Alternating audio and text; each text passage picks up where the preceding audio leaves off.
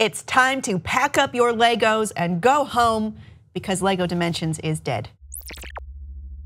It was announced officially after everyone speculated that Lego Dimensions, the last of the toy to life genre, well, kind of technically, is going to be ending production, ending support with a tweet. Warner Brothers Interactive Entertainment, TT Games, and the Lego Group would like to thank fans for their ongoing support of Lego Dimensions. After careful consideration, we will not be producing new expansion packs for the game beyond what is now available. We will continue to provide ongoing server and customer support for all Lego Dimension packs. Existing packs will continue to work interchangeably and will remain available for purchase. So support's not ended yet. Oh, but it will. So we have last year Disney Infinity ended. Skylanders, the originator of the toy-to-life video game genre, is on hiatus. I mean, so they're not technically gone, but on hiatus for games is typically not a great sign. It might come back in 10 years. It has to pause for a generation. Yeah. Of like one nostalgia unit. So you have, this was an amazing thing that people accomplished, and it does feel like it was as old as like the idea of video games itself, where like we need to reinvent the experience of playing a game. This is like, oh, we'll take the toys and we'll put them in the game. And that was a really... And then you'll sell some toys. Right. It was like the modern day G.I. Joe Transformers, which were cartoons designed to sell toys. Yes, and I get it, and it's awesome. And I think that it just seemed like it was way too much work for them, and it wasn't as much reward as the work cost them. So I think this is the exact time to look yourself in the mirror and say, I will never throw these things away, ever.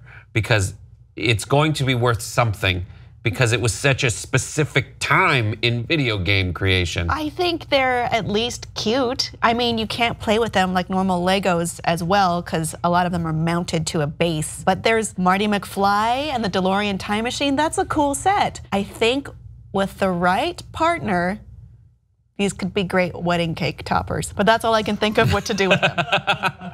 I think it's keep them and sell them eventually. Okay. Because it's such an era. You want to have that conversation after your wedding. You use them as wedding cake toppers, where like your kids go like, what did you use these for? And then you say, well, people had this zany idea to put the toys in the games. Yes, you had to buy very expensive sets of toys and a thing for the toys to go on, so their character would be read by the device and go in the game. Overall, it was, I mean, I say was because I assume that the toy-to-life genre is dead. It was a very expensive venture. If I were a parent in this era, I would be miserable spending all of this money on a bunch of toys and then clutter from my living room and just crap everywhere, as opposed to digital games, which I'm fine with. At least with the Lego one, it's super interesting. They're cute.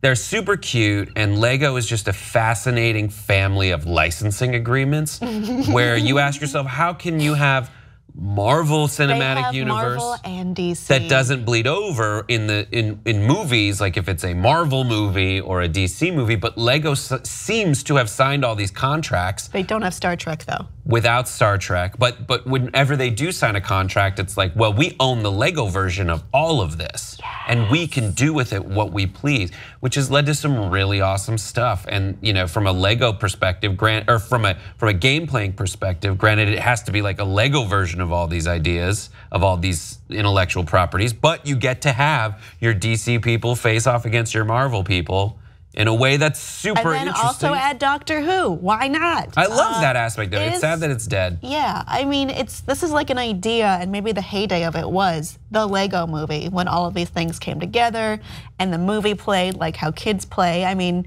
I certainly mixed dolls and toys from different, properties as a child. That's just what you do. And to see it kind of conventionalized, what is the word? Marketed? Well, yes, it goes into it allows you to experience on screen what you experience at your house without having to get completely saddened by the realities of licensing agreements. That's the problem, is you have a kid say, because they're all the wrong size. How come Batman can't fight Iron Man? They're the same person anyway. Why is Barbie twice as big as Batman? That's true. It's weird. No, it's to scale. That's I don't know, and ask me. Barbies are tall women. She's a giant. She's a giant Nord. She's Nordic. That's its own storyline. But unfortunately, that's the storyline you're gonna have to go with because this is over, at least for LEGO Dimensions and Disney Infinity. We'll see what happens with Skylanders. I can't imagine it's coming back anytime soon, though it did seem to have the strongest foothold in the genre because they kind of created the genre. Audience, did you play with LEGO Dimensions or Disney Infinity or Skylanders? Please let us know below. Please like and subscribe for more.